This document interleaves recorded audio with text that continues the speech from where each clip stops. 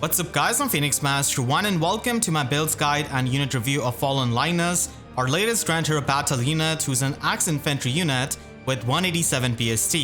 He does come with a preferred weapon in Dead Fang Axe, which does give him +3 speed, and at start of combat if his HP is at or above 25%, then he can get +5 to all of his stats and also get extra stats in the combat depending on the visible buffs of the opponent. So this is pretty much a buff stealer that we have seen before on Summer Ash's weapon, and even before that we have seen this before on Freya. Legendary Sita also has this, so it is a kind of buff stealer that does rely on the opponent having the visible buffs, and this could be helpful in something like Arena where rally skills and visible buffs are really common, but still depending on the opponent to have some kind of visible buff is not the greatest thing ever. And then he also has true damage based on 10% of his attack, and finally 40% damage reduction from foe's first attack. So the 40% damage reduction is really good because it's unconditional, it doesn't really check for the speed or anything like that, it's not speed based, and he just needs to have the HP threshold from his weapon, so the condition for his weapon is super easy to meet, and this is overall a pretty decent weapon, and it does go well with his stat spread of 46 base attack and 43 base speed. So he does have a speed super boon, which is definitely going to be very valuable if you're going to be trying to invest into him heavily and ultimately just building him up as a God Axe unit.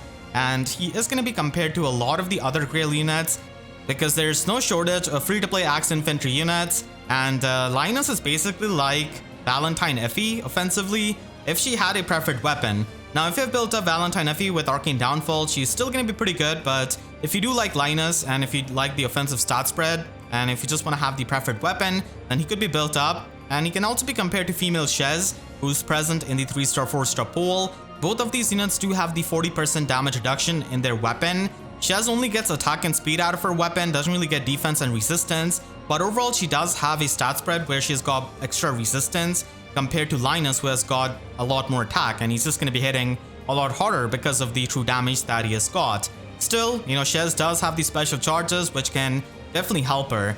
But the main comparison of Fallen Linus and something which a lot of people are curious about is definitely going to be against Hans, the war criminal from Fates. So comparing Hans and Fallen Linus, both of them do have true damage and also damage reduction, but Hans does get +6 attack and speed in the combat, and Fallen Linus gets Spectrum +5.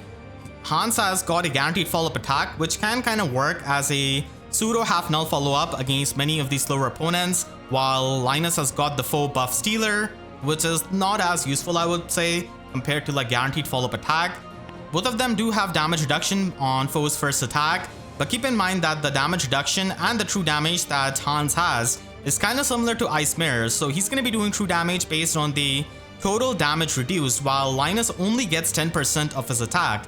So Hans is going to be getting a lot more true damage out of this kind of weapon, and both of them do have pretty similar attack stat, but ultimately Hans is going to be having much better damage output, as you'll see later on. Fallen Linus is a lot faster, so he can scale up even better with the damage reduction skills based on speed, and unfortunately Hans needs to be solo in the enemy phase to just trigger his weapon, while Linus just has a much better condition.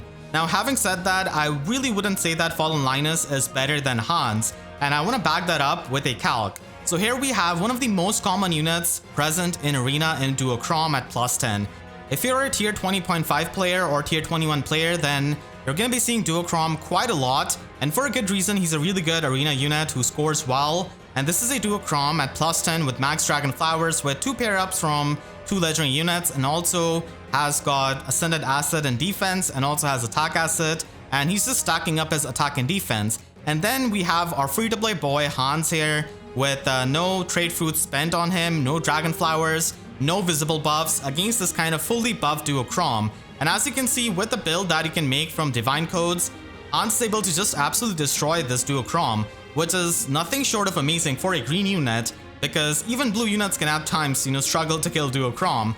And this is provided that Duochrom does not have his Deadeye pre-charge, which is not really the hardest thing to do, because a lot of times you can try and bait out Chrom before he uses his 2-change fate, and many of the high-scoring Chroms actually might not run Time Pulse in their slots either, so it is possible. And if you've seen my Arena videos, then you've seen me tank a lot of Duochroms with my Hans. So Hans is really good at tanking Duochrom, Comparing this with Fallen Linus with pretty much the same build but with even more investment in terms of trade fruits, giving him plus speed asset and dragon flowers and fully buffing him, Linus does lose pretty badly, and even if you give him like the new distant attack speed solo and give him infantry pulse support so that he doesn't have to run Darting Breath to trigger Vital Astra and give him Vital Astra, which is going to be doing even more damage than Ruptured Sky, and give him like double drive attack, he's still not going to be able to kill this Duo Chrom. He barely does it, but he misses the mark. So you can see that Fallen Linus is needing a lot of support here and still falling short. But if you're a big Linus fan and if you're going to be investing a lot into him for Arena, then he needs Infantry Null Follow-Up to beat this kind of Duo Chrom so that he doesn't really get doubled, and then he can trigger his Vital Astra and kill him. You also need Distant Attack Speed Solo, which is pretty new skill. So all of that is needed to kill Duo Chrom. While comparing that to Hans, who had no Dragon Flowers, not a lot of investment, he was able to kill this kind of Duo Chrom. Now this is to showcase how absurd Hans's true damage is. He has the true damage, which is so absurdly powerful and kills things which he has no right of killing. And if you've seen my Arena videos, then you have seen Hans in action. Now, this is not to say that Fallen Linus is not going to be a good unit in Arena. He's definitely going to be good, but I do think that Hans is going to be slightly better because of the absurd true damage that he can get with the Ice Mirror type of damage reduction built into his weapon, compared to Linus, who doesn't really get as much true damage out of his weapon. And he does have a better stat line offensively, having more speed, so that can definitely help him. But a lot of times this kind of absurd damage is going to be saving you from many of the matchups where you just kill the opposing unit, while Linus is going to be needing a lot more support. So that's why I do feel like I cannot really say that Fallen Linus is better than Hans. I still feel like Hans is going to be slightly better. Sure, you can kill Duo Chrom with any kind of blue unit if you have, and you can still use Fallen Linus, but I just wanted to showcase the difference in performance which you can have because of that absurd true damage Hans can get. So if you're building up one of these units for Arena performance, then I think that Hans takes the cake slightly. But if you're building up for the character, then obviously Linus Reed is going to be much better than our War Criminal from Fates. That's why I really wish that Fallen Linus had maybe like full null follow-up instead of the buff stealing effect, because buff stealing is helpful, but still it's not as useful as something like a full null follow-up, which he would have had, and that would have been really good. He does come with Guard 3 at 4-star, which is just comical at this point in 2023, but at least on the good note, he does come with Panic Smoke 3, which is a new skill added into the Grail pool. So if you want to fodder off Legendary Veronica or any other unit with Panic Smoke 4 and another premium skill, then he can definitely be useful as a fodder.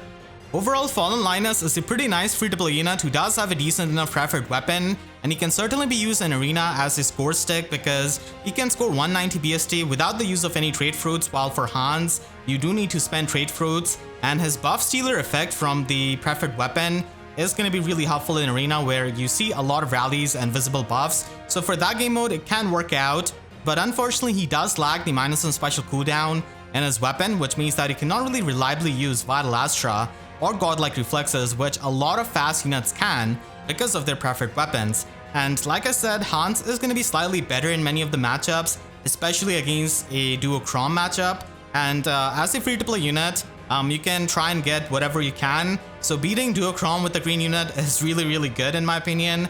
And if you have already built up any kind of previous Axe Infantry unit like maybe Shez or Valentine FE, then you might not have the most incentive to invest into Fallen Linus. But if you really like his art, his voice acting and everything, he's definitely going to be working out fine. And in the future, maybe if we get some really stacked arcane weapons, his stat line can definitely work with those kinds of weapons. If you're going to be building up Linus on a budget, then you can definitely try and give him speed defense form from a 4-star Russia, and this can work out. And you can also give him speed defense link and reposition from a 4-star Norn, and that's pretty much it. Panic Smoke is kind of annoying with this weapon, I suppose, where you do want the opponents to have the visible buff. And if you're going to be investing a bit more into him, then you can certainly take some fodder from divine codes like Attack Speed Ideal 4, Null Follow-Up, and Speed Defense Menace. So you can use all of that to make a nice +10 Fallen Linus out of those divine codes. And if you're going to be investing even more heavily into him, then you can certainly try and run Close Call 4 and also Time Pulse 4 so that Vital Astra can become a 1 cooldown special. Vital Astra is mainly used here as a damaging special, not to, use it for the damage reduction, but With Time Pulse 4, you can definitely try and make it a 1 cooldown special so that you can retaliate back with it and trigger the finish skill's effect. And you can even pre-charge it if you run him with Duo Asker or Duo Chrom or any of those units. So it can work out, but the slot C is definitely flexible, and you can even run Speed Smoke 4 if you want to have even more damage reduction. And because he does lack null follow-up, you can try and run that as the Sacred Seal, but if you can outsource null follow-up to some other ally, then he can just stack up even more attack and speed in his Sacred Seal. So that can be done for this kind of build, which just tries to capitalize on the true damage and tries to keep up Vital Astra pre-charged. So you do have Special Spiral 4 and the finish skill giving you 10 true damage, and then he gets, true damage out of his weapon. So you can have a decent amount of true damage going on while piercing through the damage reduction skills himself by using Special Spiral 4 and then getting even more damage reduction with Speed Smoke 4. So a Special Spiral 4 is pretty much the only way to consistently make use of Vital Astra on Linus, unfortunately, but still this is a build that you can definitely try and run. You can also try and run him as a God Axe by Omni tanking by running Distant Dart. So that is definitely going to be an option here, and you can run Close Call 4 for the damage reduction and also for the Phantom Speed built into it. Even Repel 4 can work out, but Close Call 4 is a bit better. And you can run Attack Speed Oath 4 in the slot C, which you can get from Divine Codes, and this can definitely help you just get more mobility with the teleportation. But again, Speed Smoke 4 can be run here if you want to desire even more damage reduction. So slot C is usually going to be flexible, and you can also run Bonus Doubler if you're going to be using him as an Omni tank. And you can definitely outsource null follow-up from like Infantry null follow-up, which is present in the Divine Codes, and just run an ally with that, and maybe give him some additional support from something like Legendary Robin or Legendary Eliwood or Young Eliwood. Any of that is going to be helping him Omni tank. Finally, if you do want to use godlike reflexes, then I would recommend Arcane Downfall. Now, Dead Fang Axe is decent enough, but still you can try and run Arcane Downfall if you really want to use godlike reflexes, because godlike reflexes doesn't really work with his preferred weapon because of having no minus on special cooldown, and Arcane Downfall also gives you these special charges which can help you loop godlike reflexes. So this is a max investment build that you can run with distant attack speed solo and just a bunch of damage reduction with his slot B and slot C skill. If you want to build him up for Arena, where he's going to be used a lot by many of the free-to-play players, then you can try and run this build from Divine Codes. You can get Distant Counter and Ruptured Sky from Byleth and just run Darting Breath so that you can retaliate back with Ruptured Sky. And using his true damage and his weapon, you can basically try and one-shot a lot of the threats. Of course, you're not going to be able to kill something like Duo Chrom like I showcased before, but still this is going to be working out fine. And you can also get Close Call 3 from Seri, and slot C is flexible. You can run Joint Drive Speed because he is ultimately faster than Hans and can make better use out of the damage reduction skills. And if you do want to kill Duo Chrom, then like I showcased in the build before, you can run this absolute max build, which can make him score like a 195 BST unit because of running the 300 SP passives, and Vital Astra is going to be doing a lot more damage than Ruptured Sky. And you can provide him the Infantry null follow-up support or Infantry speed tactic support, and he should be able to beat out even Duo Chroms with this kind of build. Unfortunately, you'll have to use him solo with the distant counter skill, so we are kind of back to Hans in a way with a solo condition. But still, this is definitely the max investment arena build that you can run on him if you want to have the max score and also the best performance. Make sure to share this video with your friends if they're trying to build up Fallen Linus, and if you did enjoy this video, make sure to leave a like and a comment. I'll try tremendously, and if you really enjoyed, you could always support me directly by using super thanks down below or by becoming a YouTube member. And for more FEH videos, make sure to subscribe and hit the notification bell, because YouTube sub boxes are about as functional as the Lloyd alts that we have in FEH. So with that said, I'll see you guys next time. Thank you so much for watching and have a great day.